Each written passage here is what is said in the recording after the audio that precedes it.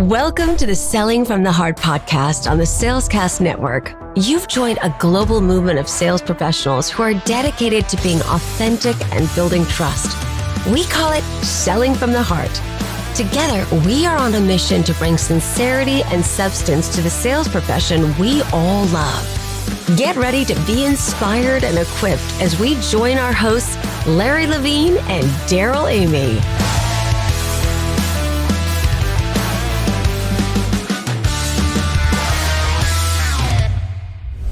Are you ready to discover what sets the best workplaces apart? We are so proud to introduce Culture from the Heart, our newest show launching in January. We'll be diving into conversations with the CEOs of heart-centered companies, leaders who built cultures that inspire and thrive. And we're on a mission to find the heart-centered CEOs of America. Join us as we uncover the secrets behind award-winning workplaces and learn how these visionaries lead with purpose. And you can help. Do you work for a company with a heart-centered CEO? We would love to interview them. You can nominate them now at www.culturefromtheheart.com. Look forward to the show in January, and if you have a CEO that's heart-centered, nominate them today at www.culturefromtheheart.com. Hello and welcome back to the Selling from the Heart podcast. Your co-host, Darrell Amy, here today with Larry Levine. What's going on, Larry? Oh, hey, what isn't going on? Great seeing you. I don't know. Something's telling me we're in for a treat with our guest today, Darrell Amy. You're going to enjoy meeting our friend Connie Whitman. This is going to be a fantastic conversation. And it's always a fun time here at Selling from the Heart here as we're well into this new year. We got so many great things going on. And as we say every week, the best thing about Selling from the Heart, in my opinion, is the relationships that we've built with sales professionals, sales leaders all over the world. And it's just so fun week in, week out. We love hearing from you on LinkedIn and just getting to know different people who are like-hearted all over in all different industries. Yeah, and I just have to give a special shout out. I think, by now you all know that Darrell and I read a ton of books. We just love reading books. Darrell reads multiple books at the same time. I can't. I just got to read one at a time. But Braden Stout, he's a great leader. I think Braden reads as many books as we do, but I just want to say, Braden, thank you. You are a true Selling from the Heart champion and a leader. You lead a great team. Thank you for waving the flag around authenticity with your team. I love it. Here. Shout out, Braden. Well, today, we're thrilled to host Connie Whitman. She is a sales dynamo whose career took off at Chrysler Credit as a leasing specialist years ago. Connie quickly stood out for her unique approach to sales, which focused not so much on persuading, but on educating and assisting her clients to find the best options. The shift from traditional sales tactics to a more consultative and value-driven approach has defined her career and inspired her ongoing Michigan. It's her. She has an ongoing mission, not an ongoing Michigan. Shout out to all our listeners in the great state of Michigan. But with an MBA, multiple financial licenses, and a deep-rooted passion for empowering others, Connie is dedicated to transforming the sales profession into one that is seen as genuinely helpful and fundamentally value-driven. You're going to love getting to know her. Connie, welcome to the Selling from the Heart podcast. Hi, guys. It's awesome to have you here. Thank you so much. I am truly honored to be here from the bottom of my heart. Yeah. There you go. Hey, Connie, I told you didn't know what you're getting in for coming on this podcast, right? Oh. I didn't know Connie was from Michigan, Darrell. Oh my gosh.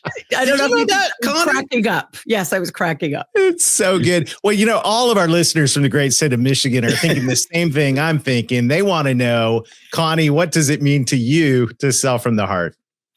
So it's interesting. During COVID, like many business owners, right? I wrote a book and I published a book. Came #1 international bestseller. Yeah. Yeah, right on. Very cool, right? But here's why I'm sharing this. The first chapter in the book's called Love. And then I think the first sentence says, if you're not selling from love, care, and respect, please stop because you're doing it wrong. And then I go on to share the rest of the book. But truly, if love, care, and respect is where we should always be coming from when we're selling. So I got it. This whole the love, care, respect. I get it. You get it. Darrell gets it. Where are we going wrong with this? Because, and here's why I'm bringing this up, Connie, because I guarantee you this: love, care, and respect are woven into the fabrics of many personal relationships. But it concerns me that love, care, and respect aren't woven into more business relationships. Where's this divide happening?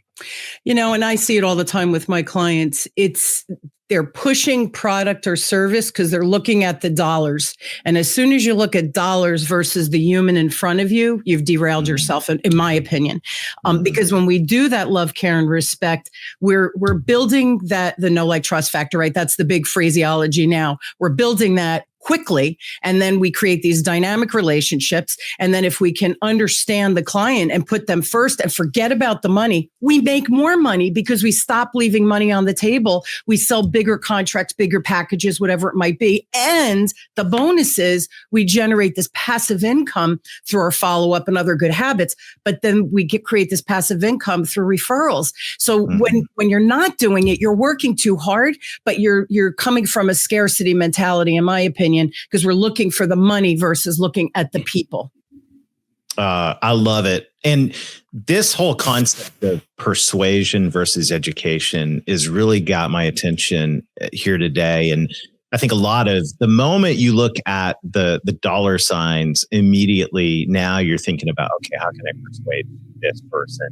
Yep. To do what I want them to do. But the moment you start to look at the human being on the other side of the table, the person with a job and aspirations and dreams and a family and friends and all of those things, and shift from that persuasion to educate. I love the way you think about that, and I'd love if you would just open that up a little bit more for us. Why you think education is a better alternative to persuasion? Yeah, it's such a great question. And if I can, I'm going to share a story.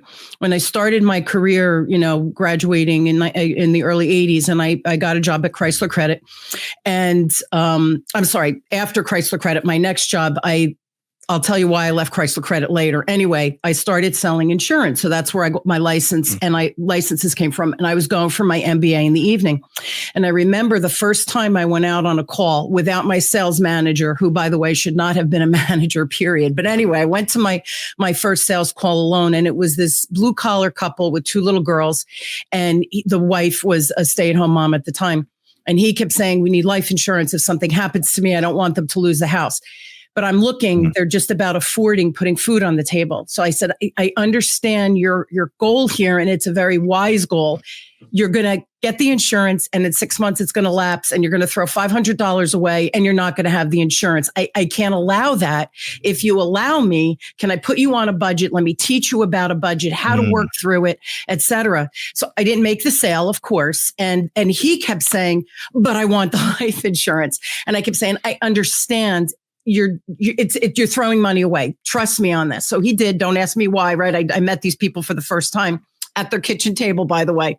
Anyway, fast forward, I worked with them for about 6 months, reiterating the budget so that they can actually work within the framework of the budget. At the end of that, we sell the life insurance. You know what happens? First of all, they loved me after that because now they were saving money for the kids' education in addition to having the money for the life insurance. If God forbid something crazy happened, they started referring to me. So within just a few months of being, selling insurance, I was already generating referrals to all of these very blue collar people because I went in from love, care, and respect saying, I understand what you're trying to achieve, but let's make it last, right? Don't just do it so you cross off the box. Oh, I have life insurance, and then it lapses. What are we doing, right? We're chasing our tail and we're not really getting any further. So that was my first impression of love, care, and respect. I didn't call it that back then. I thought I was just doing the right thing, but it was educating. They didn't know what I knew, right? I had these licenses. I was going for my MBA in finance. I had all of this wealth of knowledge. They didn't. So I felt sharing and educating was critical. Does that make sense? Yeah, you know what it does? And it goes back to, there's two words. I'm sitting here listening to the story, and there's two words that just come to mind is we can take a transactional approach to how we do things, which the transactional approach in Connie's story would have been Connie sold him something right there. That would have been the transactional part of this. But no, Connie educated these people, and it turned into a transformational situation that put them in a better place, not only for them, but it put Connie in a better place because now Connie's getting referrals. So, the silver lining and the whole point behind this is, what would it be like if we moved our speak and the way we carried ourselves from a transactional approach to a transformational approach, and we transformed those conversations into something that went beyond the transaction, going, if I can't help you right away, at least I'm going to transform this to put both of us in a better place. So when the timing is right, the timing is right. Yeah. And it's easier to do. Yeah. I don't know. The transactional, to me, it's like you're churn and burn. That's exhausting to me. It is. Whereas I get to become friends with people. To me, it's like, sign me up every day. Well, I love the idea of the consultative and value-driven approach. And, some of the people are listening in that are in a what can feel to them possibly like a transactional type of industry where you go, okay, well, I'm just selling widgets. I'm selling, insert whatever product. There's some people that feel like they might be in a very transactional industry. What would you say to someone who goes, Connie, that's all great, but you don't understand my industry. We just do this. What would you say when it comes to adopting a consultative and value-driven mindset? I get the transactional thought process, or they think that it has to be transactional. I'm sorry. I don't care whether you sell widgets, whether you sell computers, or, most of my clients are banks and credit unions across the country, right? So they're selling financial products, which are more intangible. It doesn't matter. If you want to live off referrals and you want to grow exponentially fast, be invited to speak, do all of these wonderful things that we get to do when people understand who you are and they understand that you care first, the transaction becomes an obsolete way of thinking. Yes, we're selling stuff. What you fill in the blank, what the stuff is for you. But I again, transactional, I think, is the way we thought, in the Industrial Revolution in the early 1900s. To me, that is so outdated and obsolete. And here's the thing. My gut would tell me if people are still saying that, no, it's about the transaction, then they're afraid of having a transformative kind of experience where they have to try something new. Change, right? We're extending our comfort zone. It's uncomfortable. I don't want to do that. So if you want to stay where you are, wonderful, stay where you are. If you want to learn and grow, go into the uncomfortableness of building those relationships and really understanding the human in front of you, and your sales are going to go exponentially up. Plus, again, create that passive income. Plus, stop leaving money on the table. You're just going to sell bigger. Love it.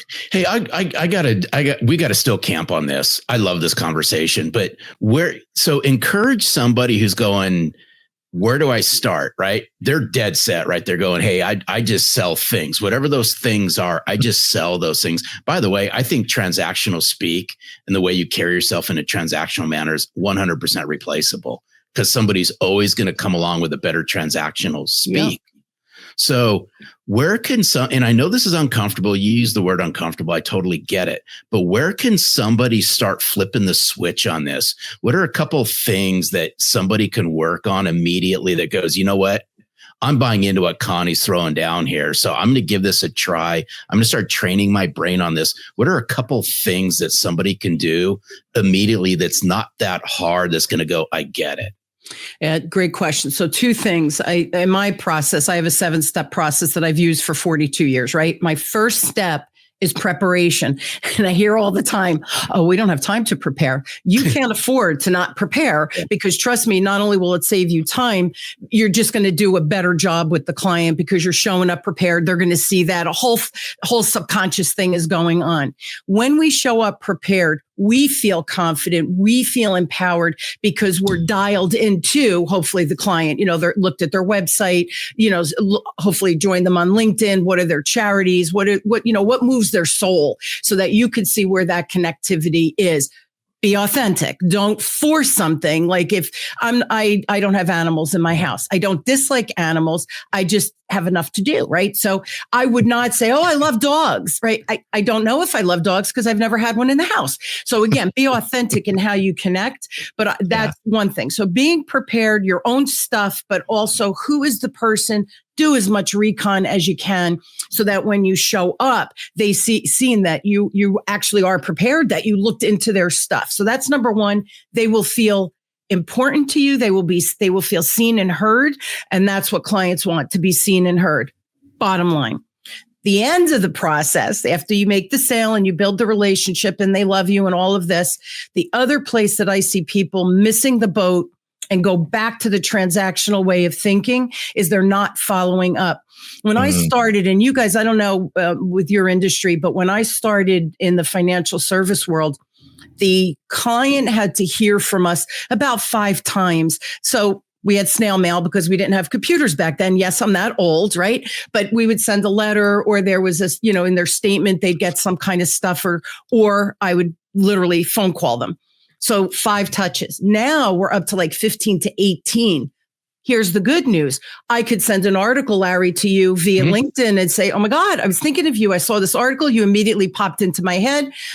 Enjoy the read, right? Thinking of you. So those 15 to 18 touches become really easy. We don't follow up. So I think it's like 99% of salespeople stop following up after the 3rd or 4th touch. What are we doing? And for me, the follow-up is the easiest part because we have all of this technology now to put it in Outlook, or I have Gmail, the Google Calendar that I use. And can I share one more thing about my follow-up? Because I'm passionate about it. I call it CPR, you keep flying what? I'm a visual learner, so I like visual cues, but it's, for me, the CPR is consistent, persistent, and here's the word again, respectful follow-up. And whenever you find out what that flow is for you in your industry, you have to dial into that so you don't overstep or become pushy. The follow-up is where we create passive income. So anytime somebody has an event that you're selling, so let's say financial, right?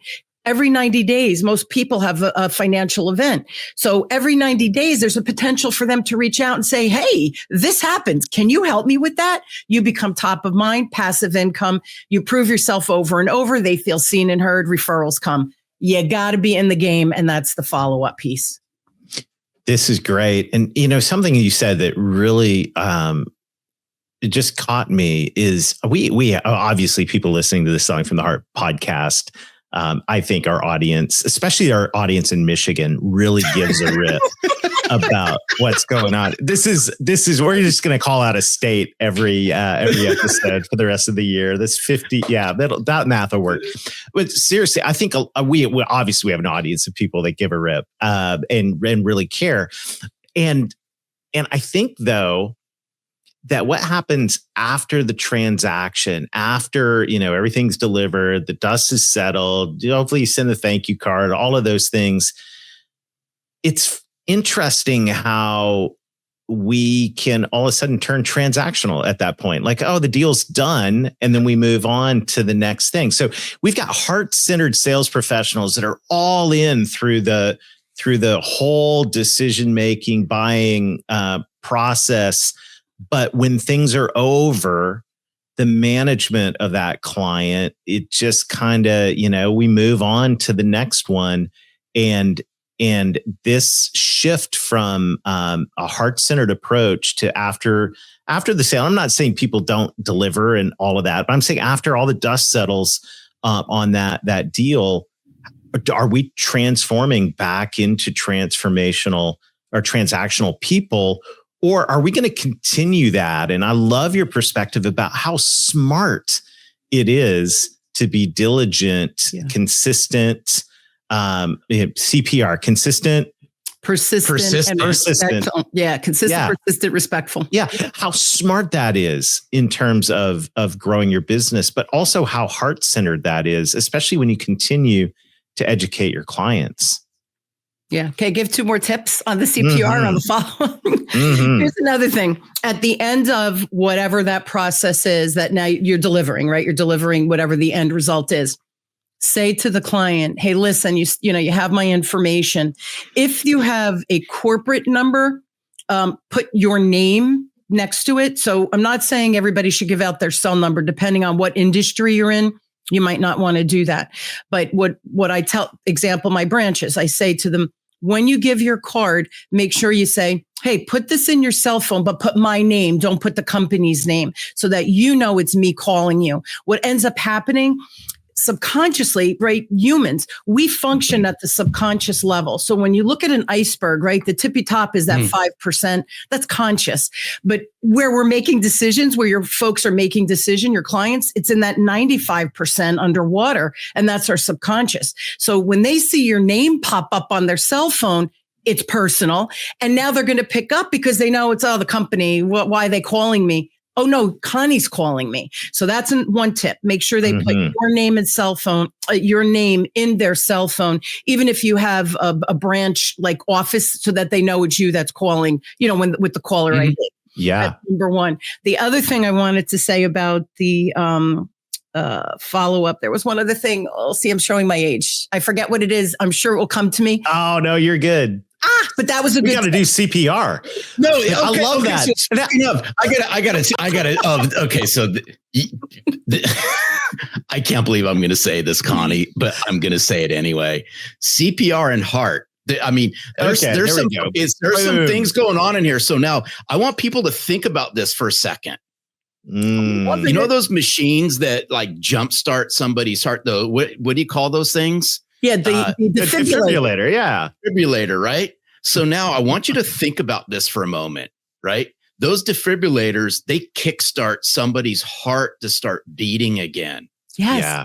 Salespeople, how many of you need to do CPR on your relationships? So y'all got to bring consistent, persistent, and respectful communication back. Otherwise, these people's heart's going to start dwindling. They're going to shut off. And guess what? Y'all can't go back for more because you haven't done anything. You haven't given any CPR to your clients afterwards. Hey, Connie Whitman, how do you like that one? That was beautiful. You didn't expect that, Connie. I know you didn't expect that. That was really good. I'm going to use that one. I'm going to use it. That was really good. But yeah, go ahead, Connie. Please. I thought about the other piece of it. Also, at the end of that, again, after everything is delivered, what I always say to my clients: listen, you are important to me. Life changes, things change. We're dialed in, right? Everything you have here is working. Things change. So every 3 months, I'm just going to reach out to you. And what's the best way to reach you? So if they say email, I'll do that. If they say voicemail, I'll do that, right? If they want to get on Zoom, I'll do that. But I'll say what'll happen is as things change in your life, feel free to call me in advance. But I understand life changes, economies change, things change. So if we talk quarterly, not only can you use me as a resource, but I have a huge network behind me that I have vetted. So use me as a resource. So again, you become sticky with them. You become connected with them so deeply and I have people call me, Con, I don't think you do this, but do you know somebody who does? And I giggle every time it happens. And I go, as a matter of fact, yes, I do. And they go, we trust you. We know you vetted them out. So now anybody in my network that I refer usually makes the sale. So you have this whole law of reciprocity, right? That's what we're talking about. There's this whole ripple effect that could go on when you bring other partners into the mix that are trusted as well, or trusted advisors for fill in the blank with whatever you're selling. It's magic. Yet nobody does. Well, I shouldn't say nobody does it. Your followers, the people who follow my podcasts, certainly live in this realm. But it works. It works. So why isn't everybody doubling down on this? Absolutely, 100%. And I want to dial into the education part of this as well, because I think sometimes as sales professionals, would think, okay, well, I don't want to be a pest. I don't want to be annoying these people, following up with them and, hey, how's it going? Type thing. The idea of saying, hey, I started this sales process by educating my client because I care about him. Why wouldn't you continue, in that CPR follow-up? actually looking at that as opportunities to educate. And Connie, there are so many things changing in the world today. Our clients need education, and we've got it. Why don't we share it more?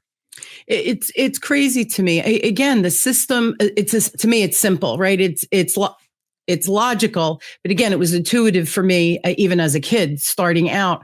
But if in 42 years it has served me, 25 years being in business has served me, like the proof is in the pudding, right? That old saying, the proof is in the pudding. And before you said,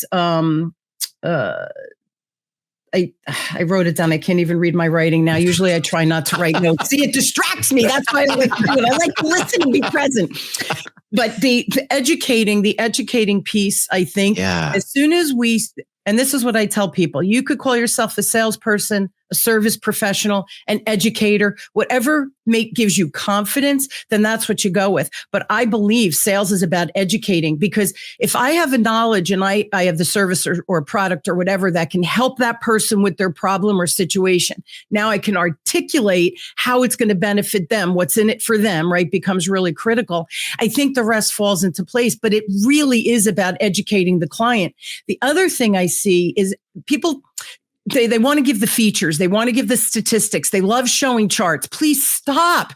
Connect with the human. Again, in that 95% of the iceberg underwater, connect with them, really listen to them. And then the answer, I believe, if you get enough information, it's like a light from the skies, like saying, ta-da, this is what they need from you right here, right now. And the thing I wanted to add was we create ourselves or position ourselves as a planning partner. So at the end, I'm going to follow up with you. I'm going to go back to the follow-up. And then the client knows I'm following up because life changes, but I could be a resource for you again. So I keep setting the table of how I could support them. It's not about me and what I can do and my products. It's about how I can serve them. And Stephen Covey, one of my favorite books, 7 Habits of Highly Successful People, his 5th habit, and I'm not going to say it as eloquently as he, but the 5th habit is seek to understand before being understood. And sales, we talk at people. It's like we're vomiting information instead of shutting our mouths, going into that list, ask a question, and then listen. 70% of the time, our mouths should be shut and we should be listening in my world. And that's how we really understand the client. Again, for self, how I could bring other people potentially in to support them even greater. I've proven myself. They're just going to keep coming back then.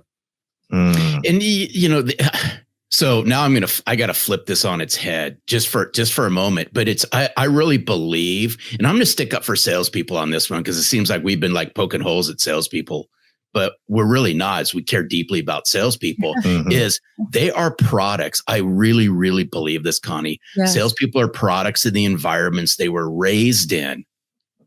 So the reason why a lot of this is happening is because of the way they've been coached and the way they've been trained is, right?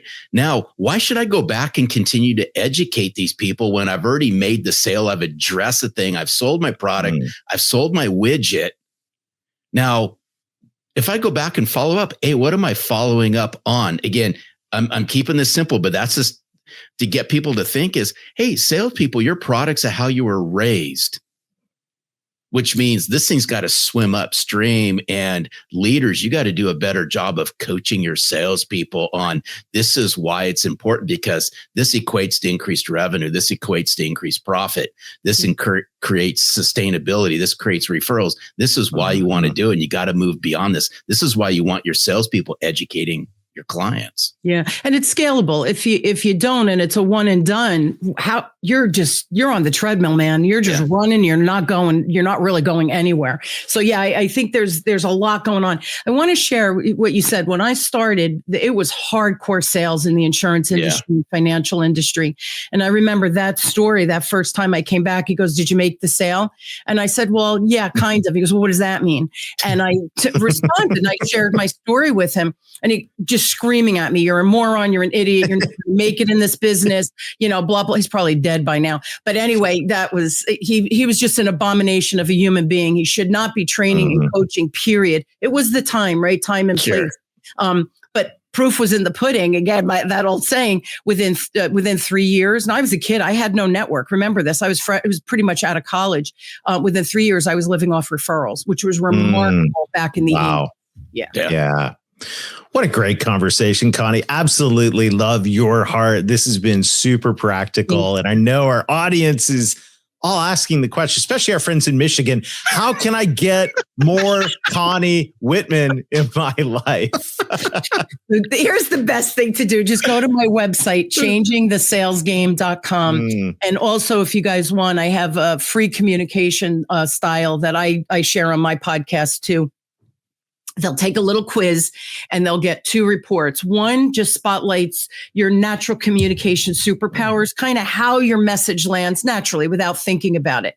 Flip side, your lowest score, usually that's the one where it's a blind spot, because when we're communicating with people 180 degrees different than us, how's your message landing? That's part of that preparation, right? I'm talking about that preparation again. So that report, that secondary report, really read, because it should shine some light on your blind spots. And now we have something tangible to play with and work towards getting better at, or having hire someone to help us with that potential blind spot. But it provides a little bit of clarity with that. I love it. Oh, so good. And I can give you that link as well. It's my gift. I'm happy to share that. Yeah, I'm happy to share that. Well, we'll put all that in the show notes. Connie, thank you so much for sharing time with us today. Blast. This has been amazing. So here from Michigan. No. What a fun conversation today. Connie Whitman, folks. Larry, so much great stuff in there. This mindset of saying, how can I care about my clients? I loved her story at the beginning about sitting down at the table. Like, to me, that is the epitome of selling from the heart, sitting across from that family and actually, looking and going, here's what they really, here's what they really need. And I care enough to not only delay the sale, but also to do some work.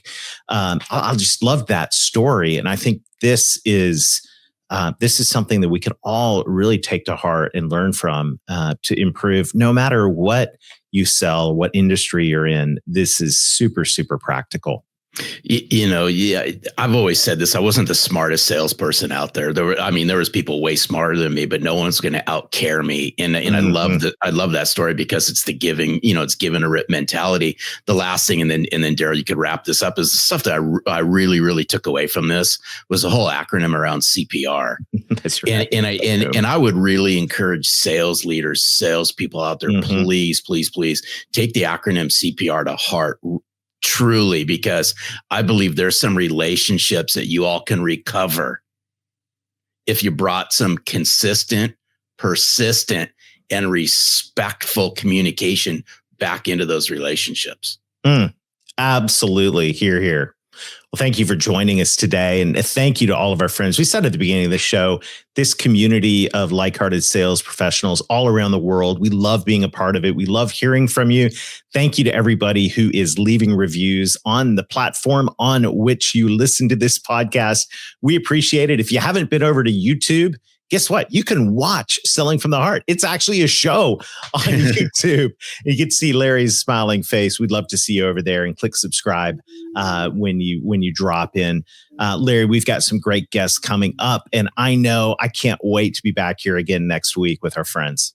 I love it. It's a highlight at Selling from the Heart when we get to talk to really cool people and just break down what it means to sell from the heart. This all happens because of you all. So thank you for waving the flag. We appreciate you. And most importantly on this whole thing is just help us continue to spread this message.